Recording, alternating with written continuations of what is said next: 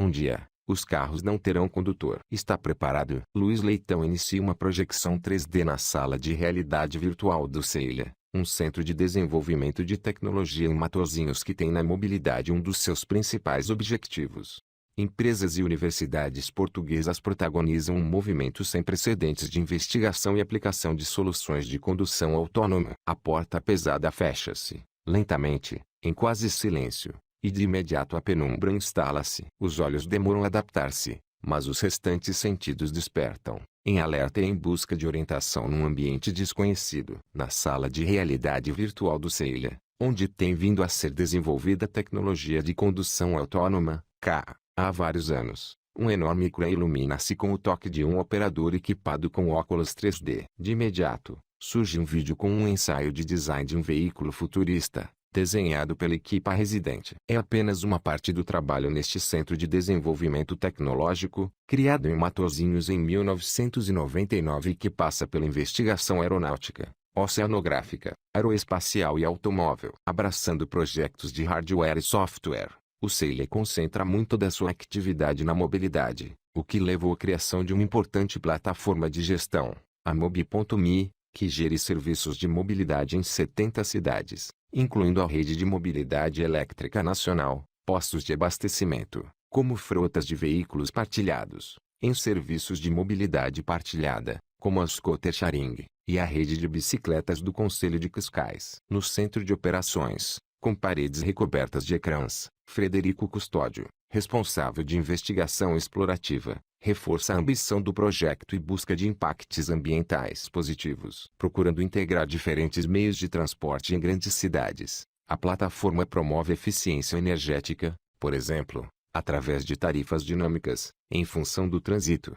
O Mobi.me é um dos projetos mais importantes e com forte impacto na vida de milhares de portugueses. Mas o CEILA tem vertentes mais industriais. Foram investidas 450 mil horas na construção do avião Embraer KC-390 e dos submarinos e drones projetados para investigação científica. Em comum em toda esta atividade criativa, está a noção de autonomia, de os veículos poderem dispensar o elemento humano. Vitor Santos, investigador da Universidade de Aveiro, dirige o Atlas Car 2. Um Mitsubishi ME elétrico, equipado para desenvolvimento de tecnologia de condução autônoma.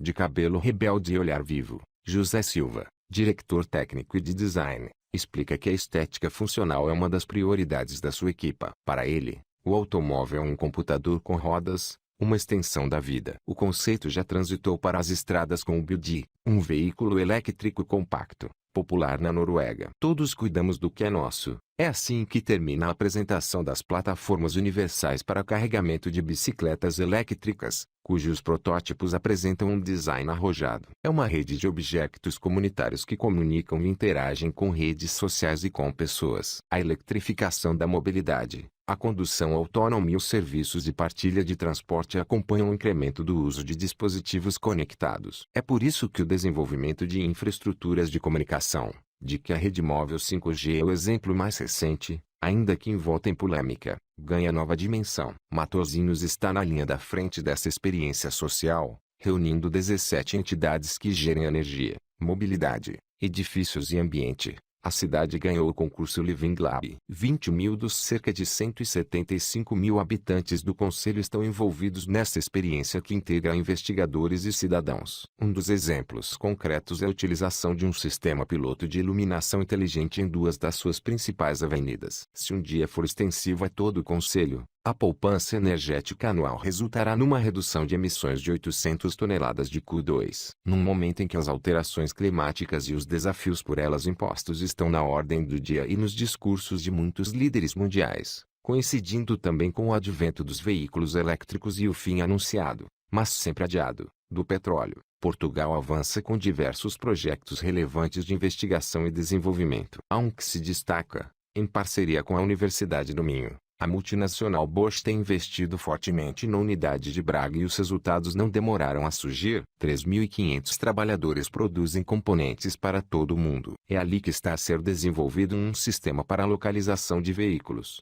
com o contributo de engenheiros portugueses. Nas palavras de Hernani Correia, diretor do projeto em Portugal, São centímetros que fazem a diferença. Na visão da empresa, a condução autônoma é mais do que apenas sensores, unidades de controle e capacidade de computação. Requer serviços inteligentes sem os quais nenhum veículo jamais será independente. Estes são no mínimo tão importantes para a condução autônoma como o hardware e o software. Na sala de design e conceitos avançados do SEIL, a componente estética de cada projeto é apurada. Aqui, desenvolvem-se diferentes tipos de veículos, aéreos, aquáticos e terrestres. É por isso que, desde 2015, Portugal está envolvido na produção de um sensor de posicionamento e movimento de veículos, com uma equipa dedicada de 35 engenheiros dedicados ao projeto da Bosch. Este grupo faz parte de uma grande equipe internacional que desenvolve um dispositivo que terá muito maior precisão do que os sistemas de navegação existentes. Resume Hernani Correia. O novo dispositivo integra uma unidade receptora para os sinais Global Navigation Satellite System,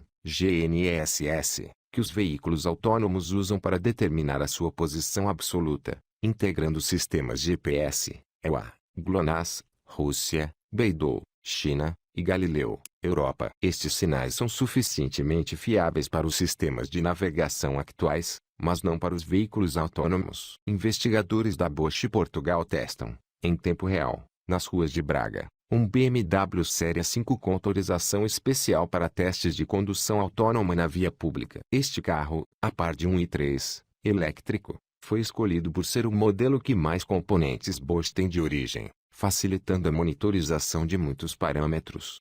Com a informação proporcionada pela rede de estações terrestres, cujas posições precisas são conhecidas, consegue corrigir-se a informação de posicionamento do GNSS. A partir dos sensores de velocidade das rodas e do ângulo de direção, sabe-se para onde o veículo se dirige e a que velocidade. Esta informação é complementada por sensores inerciais integrados, comparáveis ao ouvido interno dos humanos, e processada por software inteligente. Se, ao entrar num túnel, perder a ligação por satélite, o sensor de posição e movimento continua a determinar a posição do veículo. Em última instância, tudo depende da tecnologia de telecomunicações. A rede 5G permitirá que grandes quantidades de informação sejam trocadas entre os diferentes componentes desta rede. Veículos vão comunicar entre si e ligar-se à infraestrutura e aos sistemas de geolocalização. Diferentes sensores de vídeo e radar enviam para a nuvem um mapa virtual, detectando faixas de rodagem, raios de proteção e sinais de trânsito. Estes dispositivos podem detectar características da estrada mesmo quando a visibilidade é reduzida. Os veículos autônomos percepcionam as características das vias onde circulam e consultam o mapa para validar a informação que analisam em tempo real, permitindo determinar a sua posição com uma precisão de centímetros. De regresso ao Grande Porto,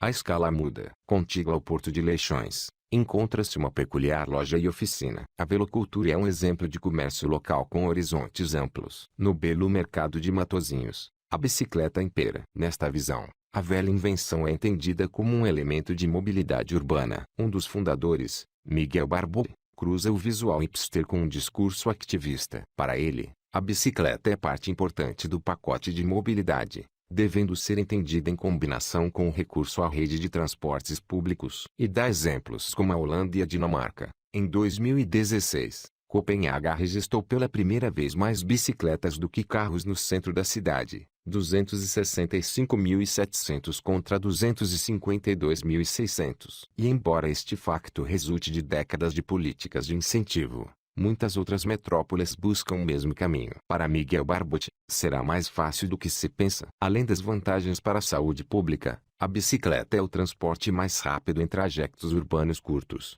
de 4 a 5 quilômetros. Quando utilizada em regime de partilha, como as bicas em Cascais, as bugas em Aveiro ou as giras em Lisboa, a aceitação pelo público cresce, pela versatilidade que proporciona face à bicicleta própria. E nem sequer o perfil das maiores cidades portuguesas é assim tão adverso. Tanto Lisboa como Porto acabam por ser maioritariamente planas, excepto em trajetos específicos entre as zonas alta e a ribeirinha. Com a bicicleta elétrica, o futuro será luminoso.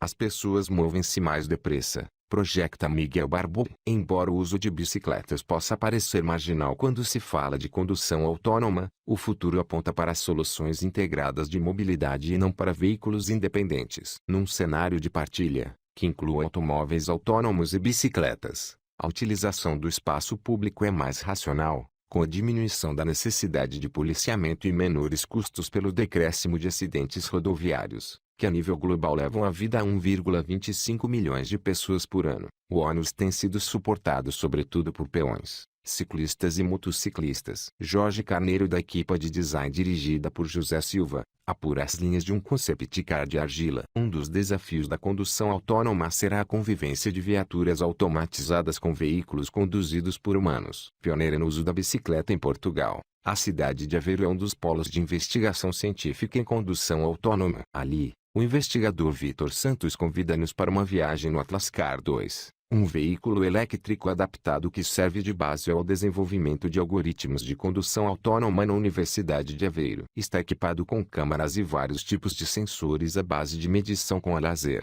lidar. Por enquanto, o custo de alguns sensores é de dezenas de milhares de euros, o que dificulta a sua aquisição por instituições acadêmicas como a aveirense. Ao contrário de outros sectores do conhecimento, em que a ligação entre a indústria e a universidade é muito próxima, Vítor Santos reconhece que os fabricantes automóveis mantêm forte sigilo industrial e nem sempre facilitam o desenvolvimento acadêmico da tecnologia. Alerta também para outro pormenor conceptual. Estará a sociedade preparada para veículos autônomos? Poderá um carro telecomandado ou autoconduzido ser usado como arma ou num assalto? Quem é responsável num acidente? O construtor, o software, os sensores, a operadora de comunicações ou a infraestrutura comum? Quem segura um veículo desta natureza? Um estudo do Instituto Tecnológico de Massachusetts, MIT, evidenciou que os dilemas morais subjacentes são complexos. Numa situação de acidente iminente, o algoritmo informático do carro terá de decidir como se comporta, escolhendo entre uma colisão entre veículos ou, por exemplo, um atropelamento. E, neste caso, como tomará uma decisão de pendor moral, se tiver de equilibrar a vida de um grupo de idosos ou de uma criança. Em alguns estados norte-americanos já foram atribuídas licenças para testes com veículos autônomos em estradas públicas, mas também foi ali que, em 2018, na noite de 18 de março, aconteceu um acidente que refreou os principais agentes deste campo. Ao atravessar a pé uma estrada mal iluminada, Elaine Erzberg foi atropelada por um veículo da Uber que circulava autonomamente em testes, com um condutor de backup. Viria a falecer. O caso foi comparado pelos meios de comunicação ao de Bridget Driscoll, a primeira pessoa atropelada mortalmente por um automóvel, em 1896, no Reino Unido. Num sector de gigantes, a criação de um novo construtor automóvel é um empreendimento difícil. Com o advento dos veículos elétricos e da condução autônoma, o jogo parece estar a mudar. Encontramos na Suécia, um dos países europeus com maior tradição automóvel, a Einrid. Esta startup nórdica foi fundada em 2016 por um antigo engenheiro da Volvo, Robert Falk, e eleva a fasquia deste sector com uma proposta arrojada, o T-Pod. Num dia de inverno, encontramos este caminhão de transporte de mercadorias na pista de testes Asta Zero. A sua arquitetura elimina a cabina do condutor, poupando espaço e peso. O veículo foi concebido de raiz com um motor elétrico e a condução será autônoma, com a opção para um controle remoto, numa estação base onde o operador humano fará a gestão e eventual condução manual à distância. Não é um mundo ficcional. Já existem T-Pod ativos, numa parceria da Einrid com a empresa de logística DB Schenker e a rede de supermercados Lidl Suécia. A empresa tem mais 5 contratos com empresas do Fortune Global 500 e está a negociar com firmas portuguesas também. De momento, o caminhão trabalha em circuito fechado, mas já foi autorizado a circular em estradas da Suécia, ainda que sob supervisão humana. A pista de testes Asta Zero, nas proximidades de Gotemburgo, na Suécia, onde o caminhão elétrico e sem condutor T-Pod, do construtor Einrid, é conduzido remotamente a partir de Barcelona, durante a Feira Mobile World Congress.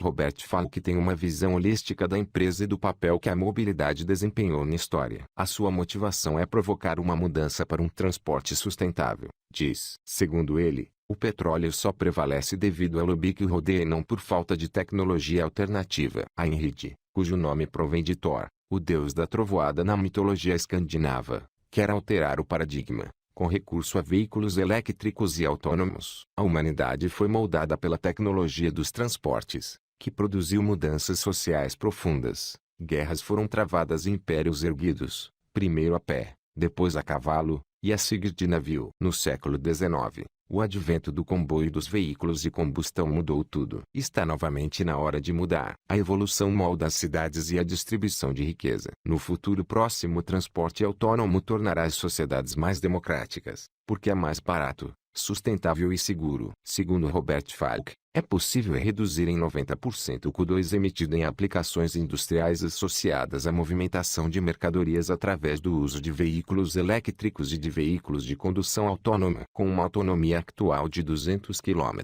um T-Pod compensa o tempo necessário para o carregamento das baterias com a ausência de paragens que um caminhão normal exige por necessidades do motorista de descanso, alimentação e pausas sanitárias. Como em qualquer nova tecnologia, é urgente definir padrões. A SA Internacional estabeleceu diferentes níveis de autonomia para carros, de 1 a 5. Para Gabriel Campos, da Zenit, outra empresa sueca especializada em software de assistência avançada ao condutor, ADAS, e K, só há 2 níveis importantes: K supervisionada, onde é o motorista o responsável pela condução, ou K não supervisionada, onde o carro é o responsável. Qualquer classificação intermédia é ambígua e pode ter consequências graves. Perto de 90% dos acidentes de viação devem-se a erros humanos. Os sistemas de ADAS e K podem mitigar a maioria destas casualidades e reduzir o número de acidentes tanto quanto a tecnologia o permitir. A discussão sobre segurança é, aliás, um dos temas quentes do momento. Como se poderá provar que a tecnologia é segura? Um dos desafios é garantir, por concepção, simulação e validação, que os atuais sistemas são seguros sem ter de conduzir milhões de quilômetros por cada atualização de software. É essa confiança que a Zenit procura conquistar. Nascida em 2017, conta com 600 funcionários em 4 países. Obteve uma licença para circulação com carros autônomos em determinadas rodovias suecas. Os testes serão feitos com motoristas treinados, que poderão conduzir sem mãos no volante, a uma velocidade máxima de 80 km por hora. A Volvo, acionista e cliente, tem como objetivo entregar um carro sem motorista, para determinados ambientes, nos próximos anos, e a Zenit está comprometida em facilitar este objetivo. Deixando as geladas paisagens escandinavas, avista-se do avião a superfície espelhada do estuário do Tejo ao aterrarmos em Lisboa. Na margem sul, destaca-se a silhueta da maior fábrica automóvel do país, a Volkswagen Auto Europa. O colosso industrial tem em Portugal um polo cujo pico de produção ronda 1000 unidades diárias. Apesar de nesta unidade não serem montados sistemas de condução autônoma, ali circulam os Autonomous Guided Vehicles AGV, de aspecto discreto, que passaria despercebido ao olhar destreinado. A multitude de funcionalidades que este tipo de dispositivo apresenta torna-os imprescindíveis. Antônio Norberto, responsável da logística interna na área da logística, circula com um olhar vigilante pela linha de montagem, onde os veículos ganham vida, reforçando a importância que os AGV têm na logística das modernas unidades Fabris, para o transporte automatizado de componentes, desde enormes estruturas com dezenas de portas de carro a delicadas cablagens elétricas. Seguindo percursos predefinidos pela fábrica, interagem com peões, bicicletas e veículos conduzidos por humanos, evitando colisões. A investigação que levou à criação destes AGV está, em boa parte, na gênese dos avançados sistemas de condução autônoma que hoje migram, desenvolvidos, para produtos de consumo. O futuro é excitante. Está pronto? Pergunta na televisão uma conhecida campanha publicitária. Poderá não ser já amanhã que os nossos carros conduzirão sozinhos, mas todos os dias são dados passos de gigante nessa direção. Enquanto sociedade, devemos preparar-nos para o dia em que se tornará comum ver um carro na estrada sem um condutor a bordo.